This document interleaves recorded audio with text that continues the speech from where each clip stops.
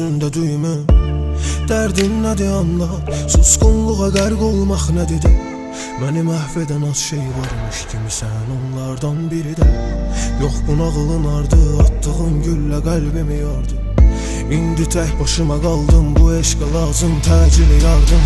Neçə il ay var, neçə həftə itirmişəm hansı tərəfdə ürək. Önümdə hamısı vərəqlər, sevgi kitabının yarısıdır səndə. Söz gedə bilməz daha əfdən, inanmıram sənə sildim ürəkdən. Hər şey şeirlərimdədir, yazmışım hamısını dəftər dəftər. Neçə il ay var, neçə həftə itirmişəm hansı tərəfdə ürək. Önündə hamısı vərəqlər, sevgi kitabının yarısıdır səndə. Söz gedə bilməz daha əfdən, inanmıram sənə sildim ürəkdən. Hər şey şeirlərimdədir, yazmışım hamısını dəftər dəftər.